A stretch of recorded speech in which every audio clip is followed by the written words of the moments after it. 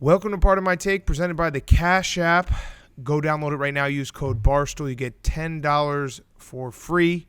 $10 to the ASPCA. Today is Monday, April 27th. The Last Dance 3 and 4 review.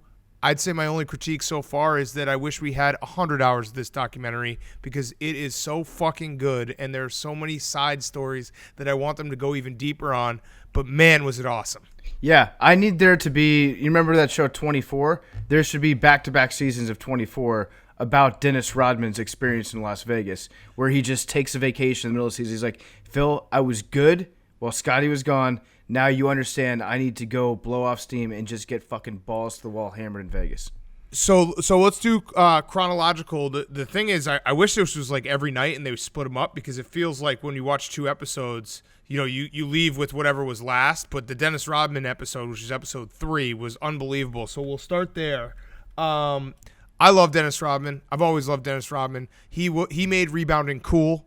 He made rebounding seem like a sexy thing. He was so fucking incredible. That scene, I know there's like a million scenes that we'll go over, but the scene that I loved the most out of episode 3, when he was explaining the art of rebounding and how the ball would go off and like Larry Bird's shot would spin this way and Michael Jordan's shot would spin this way. And you're like, holy shit, like this guy spent so many hours trying to figure out exactly where to be and in the right position, and he never quit. And the craziest thing about Rodman, he won 7 straight rebounding titles.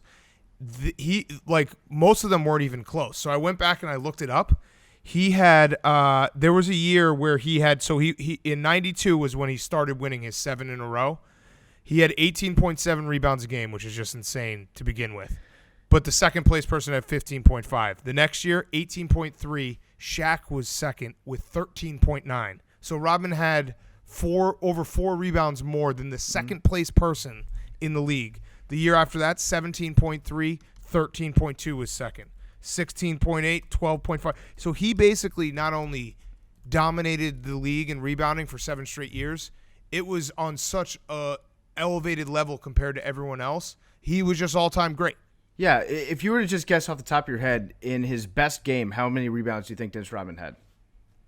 I think he had one where he had like 30, right? He had 34 in 1992, which is an insane amount. And, you know, for all the people that are like, you know, Dennis Rodman's a weirdo, that's true. Dennis Rodman should not be a role model, probably also true. I actually do think that Dennis Rodman is a role model in a weird way, in that if you can figure out something that you're the best at, it doesn't matter what weird little niche category it is in life, if there's one thing that you're better than everybody else at or more focused on, steer into that and get really, really good at that and be known as the best to ever do that, and you will be extremely successful. And I mean, so in that last Bulls season, he had 16 games where he had 20-plus rebounds. I mean, that's just stupid. That's stupid. But I think the reason why it all worked was there's legendary stories about Dennis Rodman. He would play a full game and then he would be, you know, in the gym lifting for an hour and a half. And it's not like oh man, first guy in, last guy out, because we all know Dennis Rodman partied. We saw that.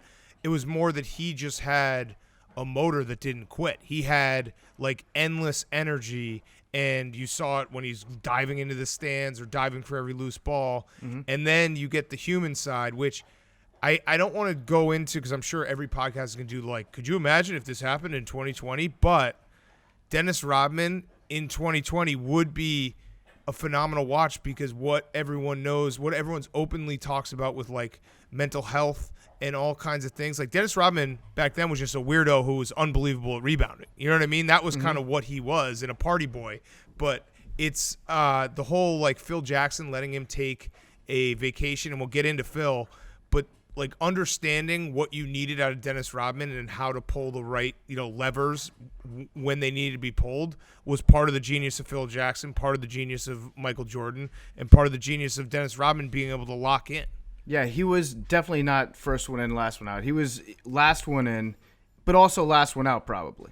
So he was a night owl. He didn't show up to the stadium until like the very, very last minute before games, or very, very last minute before practice. But he was awesome at what he did. I liked how Phil gave himself a little bit of credit and was like, you know, I recognized in Dennis through my training in Native American spiritual healing that he was unusual.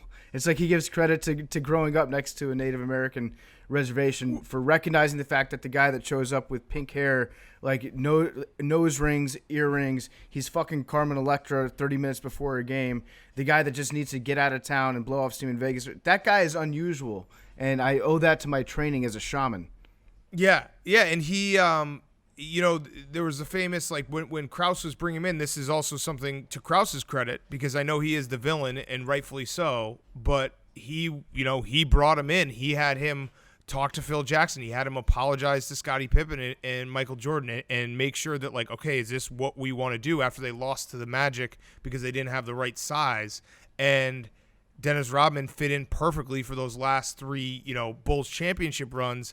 And it's credit to Jerry Krause for thinking outside the box, being like, okay, I have a guy who's pretty combustible, who could kind of not be a great, like, locker room guy. Mm-hmm. So but he brings something we do not have, and figuring out a way to get it done.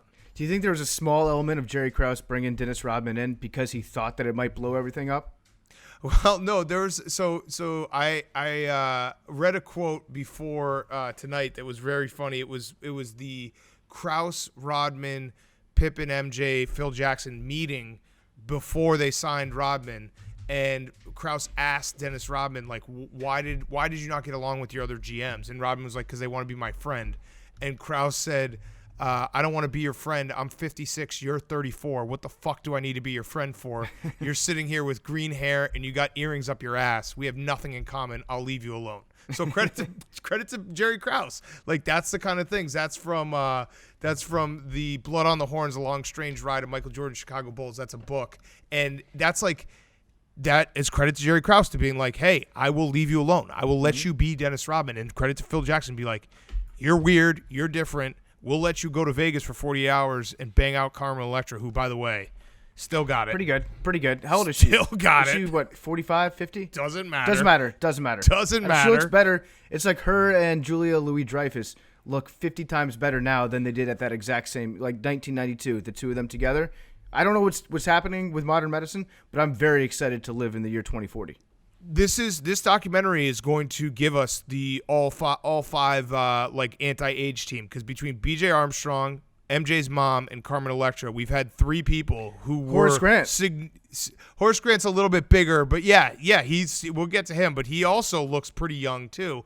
And they're all in the, like, holy shit, I remember you from the 90s and you still look like this. Yeah. So Carmen Electra, yeah. She meant a lot to a lot of people in the 90s. Let's just say that. Yeah, for sure. If I had one bone to pick with this documentary, so far, at least in the last two episodes, it jumped around chronologically a little bit. Like, you have to take 30 seconds to find your footing sometimes. Be like, wait, are we in 1992, 1998? Where are we right now? Mm-hmm. And you just have to, like, look at who's on the roster to figure that stuff out, because it does go back and forth to being like, okay, this is the last dance. Oh, wait, they're playing against the Lakers in the finals. I also have one take that's been burning me up for a couple years. I don't think I've ever said it publicly. The layup that Michael Jordan had in the finals against the Lakers, where he jumps in the air and switches hands, completely unnecessary to do that. It's a cool-looking highlight. He didn't need to do that. He could have just done a finger roll with his right hand, and he switched to his left hand because it looked cool. And to his credit, it ended up being one of the greatest looking plays in NBA history. Totally unnecessary. That my dad gave me that take a while ago, and I'm going to carry on his tradition and bear that torch for him. Speaking of iconic moments, the shot against Elo, who Ron Harper, I love him. Like, there's something about this. I think what this documentary has done better than any other documentary is, like, maybe it's just the swears, but it feels like everyone's being very, very honest, because enough time has passed where it's like, who cares? It's 20, 30 years ago, and all these, like, old grudges are still there, and you can see them, and they're fantastic to see on everyone's face. But Ron Harper being like, yeah, fuck Craig Elo, like, why the hell did we have him on MJ? But Elo collapsing, like, dying in a heap after MJ's shot, I think takes that shot from all time to iconic. Because if you Google Craig Elo, he played for 15 years in the NBA, and all you see is him just crumpled down on the ground. And then how about the reporter getting that interview? Yeah, that interview right after was all time. MJ just being like, fuck all you haters, which, there's something raw to it that it's just, and I don't want to do the like, oh man, the NBA is soft now, because I don't think the NBA is soft now. But there was something about like seeing these stories and seeing this hate that just gets you so pumped up. Yeah. No, it was great, like seeing how Jordan treated those Pistons teams, and how the Pistons teams, their game plan was just like straight up beat the fuck out of Michael Jordan whenever he's around you. Like they were public with saying that. So right now, if you were to have a playoff series where a team were to treat LeBron James like that and just beat the shit out of him, and then say it publicly, you can better believe that Adam Silver would be on the phone with the referees, putting some like special rules in for the next game. Hey, watch this guy, watch this guy. It would be like national news. It would be a big story. But back then, it was like, hey, yeah, that's just the way that this game is. You're allowed to beat the shit out of somebody. Did you see the clip I posted of when Bill Laimbeer in the '89? I don't know why they didn't put it in there, but Bill Laimbeer elbowed Scottie Pippen and knocked him out of Game 6 in '89, and Joey Crawford literally was pulling him off the court, like dragging him off. Scottie Pippen was dead on the ground, and Joey Crawford grabbed him by the legs so the play could keep going on. The refs didn't give a fuck either. It was crazy. I like that, but I would never want to actually play in that sport. No. It's fun to watch. So the old grudges, we had 4. I feel like this should be a counter that we do every single Monday while this documentary goes. Like, who did MJ like crush in the course of the documentary? So we had 4 by my count. One was somewhat harmless, but the Bill Cartwright, when he was talking about the triangle offense, and basically was like, everyone was going to touch the ball, but I don't want Bill Cartwright touching the ball with 5 seconds left on the clock. And I think MJ's quote was something like, it's supposed to be equal opportunity, but that's just fucking bullshit. So that was great. Bill Cartwright sitting there with his family being like, yeah, I played with MJ. Have him just be like, it bricks a shot with 1 second left of the shot clock. At the end, who was he talking to on the airplane when he was like, this guy's an alcoholic? Scotty Burrell, yeah. Scotty Burrell, yeah, your mom and dad are watching this. Guess what? Your son's an alcoholic. If you're dating Scotty Burrell, he's cheating on you because he stays out late at night. And the way that he was saying it, like, it sounded funny. But at the time, like, yeah, he's kind of a dickhead. Oh, I'm sure we'll get some more MJ Scotty Burrell, but it was a famous relationship of MJ just basically wearing him down mentally, like, and pushing him. I wonder if Scotty Burrell got a text from whoever he was dating in that, in '98, be like, yo, what was that? Like, was that okay? Now that makes sense. Was I the only one that noticed that in like the late '90s, everyone looked like they were 42? It didn't matter if you were 25 years old or like 60 years old. Everyone was 42. Also, just watching them like arrive to the airplane in those in regular like 15 passenger vans that we would be in. Like, what is going on? This is an NBA team. So those were 2, and then the other 2 were Scottie Pippen for the migraine game. MJ's still bullshit about that. He doesn't hilarious. Believe, hilarious. He doesn't believe it to the point that if you've ever read Jordan Rules, which is a great book, everyone should read it if they're interested in this stuff. He joked in it about Scotty's headaches. He called them headaches, and he basically just clowned on him for the headaches. And you can tell, even though he won 6 championships with this guy, he's like, yeah, fuck that. Scotty's weak. Yeah, he's like he had, I guess, a migraine, I have to say, or whatever, which I'm told is a real thing.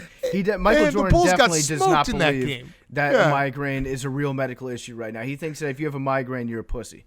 And the Bulls got smoked in that game. So, but it's that, like, I honestly think the MJ Pippen relationship is so fascinating because I know that Michael Jordan knows, like, deep down that Scottie Pippen was an all-time player, and he needed him every bit for all these championships. But he has that one, the migraine game, and, of course, the famous didn't come in for the Kukoc shot when MJ was playing baseball.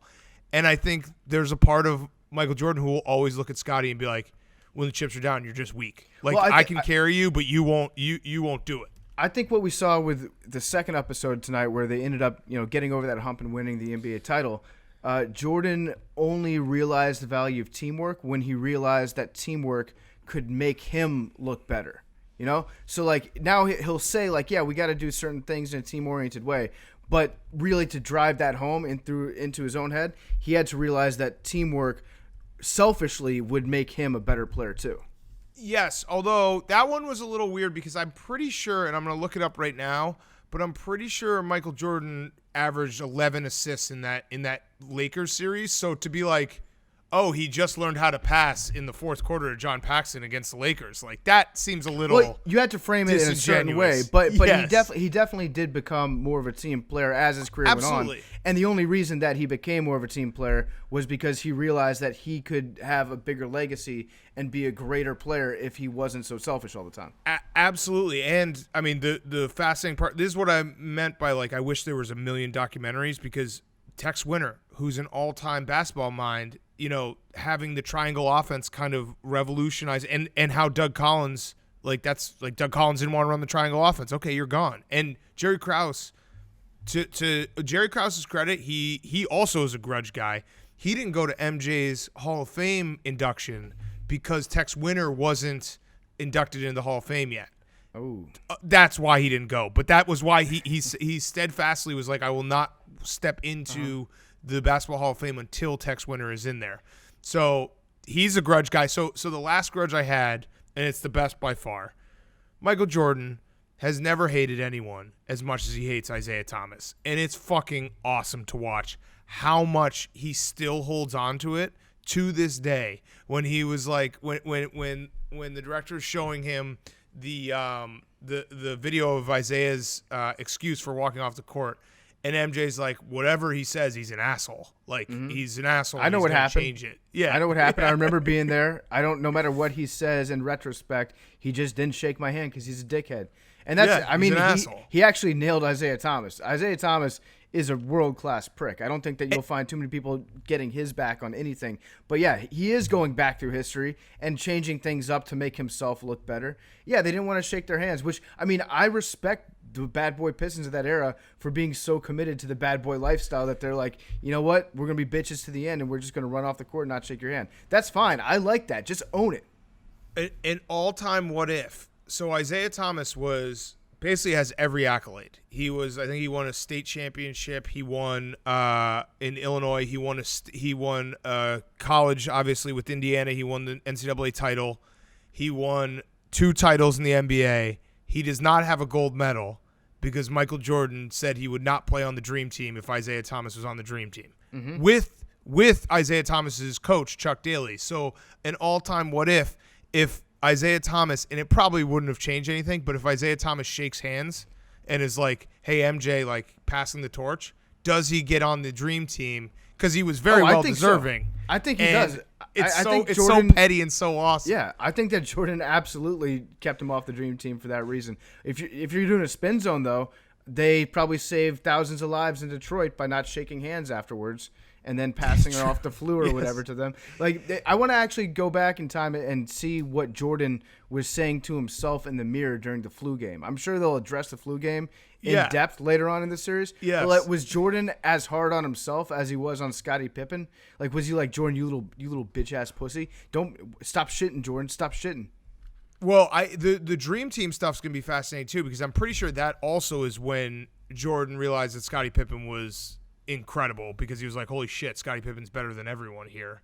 But the Isiah stuff just cracks me up because MJ, just his hatred is so goddamn deep for him. Mm-hmm. And it's fantastic to watch, because it's like, it makes it seem like when Kevin Durant or James Harden unfollows his team on Instagram and we do this league, how about Michael Jordan literally saying Isiah Thomas is not allowed on the Dream Team when he was one of the top 12 players in the NBA. You know what? We're going to roll with Christian Laettner. You understand.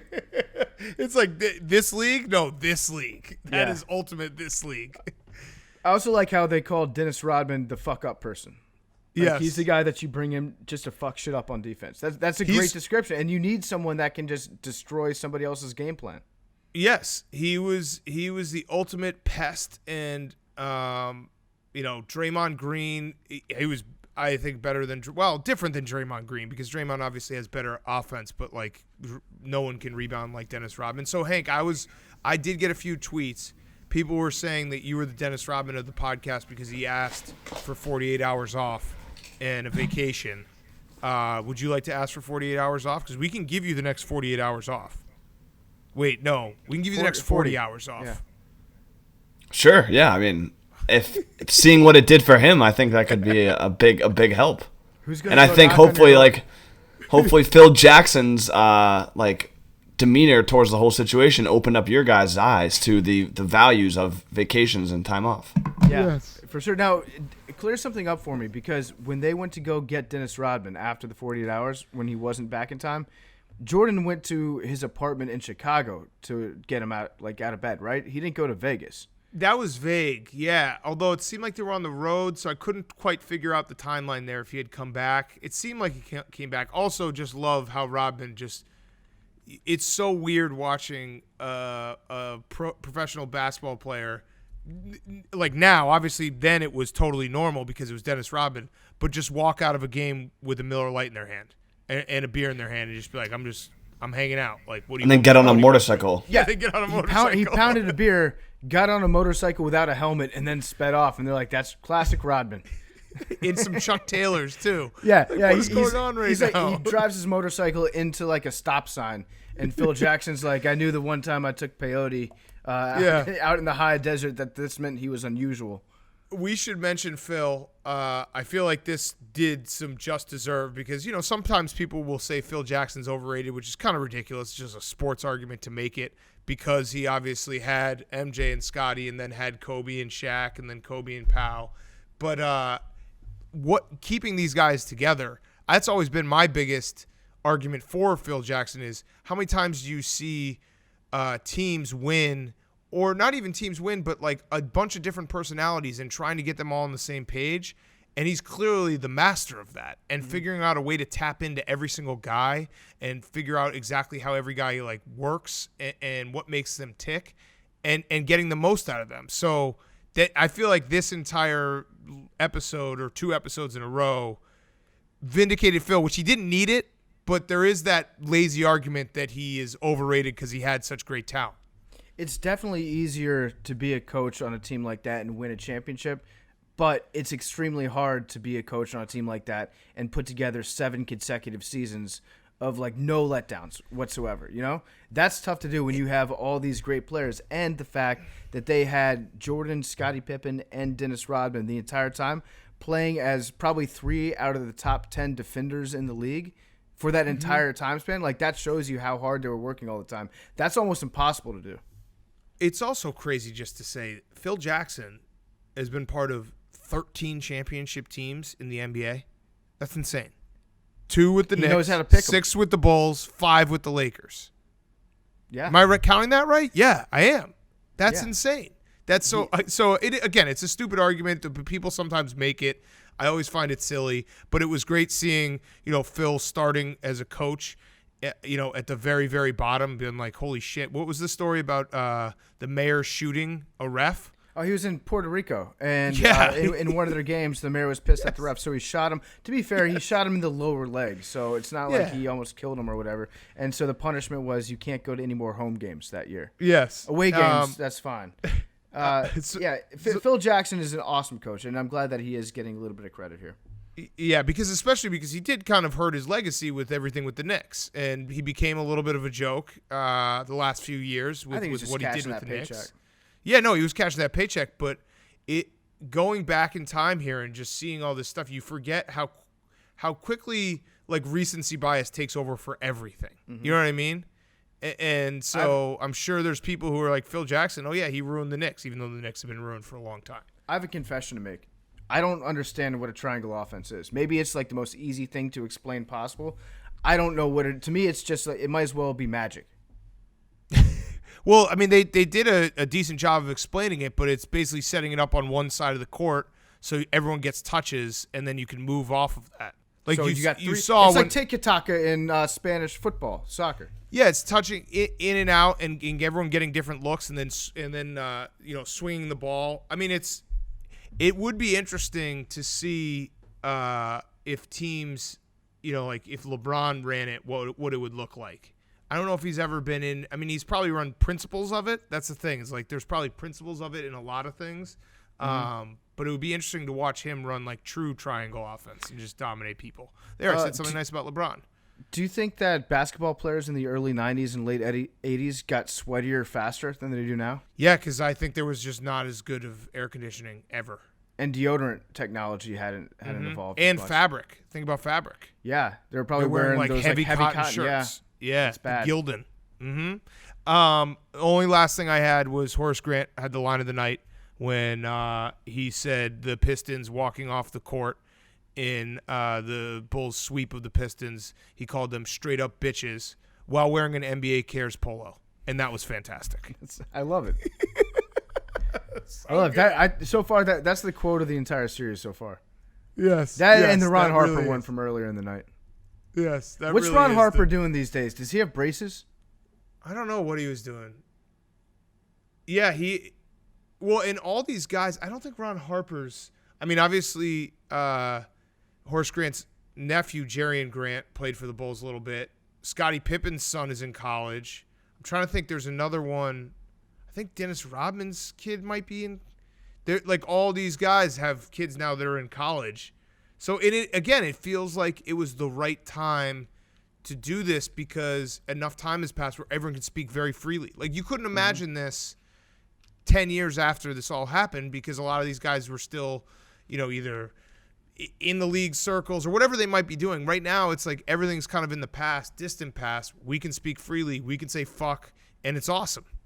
Mike Wilbon saying fuck felt like I was watching something I shouldn't be watching. That like hit me different, hearing him just drop a casual F-bomb. I also enjoy watching Michael Jordan on the screen and then noticing in the background how high that glass of liquor that he has is. Because it'll tell you what kind of quote you're about to get from. If you're going to get the, like, there's a me in team or there's an I in win or whatever that quote was. That's as it gets a little bit lower and as his eyes get like a little bit more yellow. Mm-hmm. I don't know what's up with his eyes. He might have some sort of kidney or liver thing going on. He might want to get checked out. I think he likes to drink. I think he likes to drink a lot. That's fine. Same. I think he likes to drink a lot. Cautionary tale. Yeah, be careful, kids. If you drink too much, you might end up like Mike. No, hey, careful, kids. If you are addicted to winning at everything, someday you're going to have to become the best drinker. True, yeah. And there you go.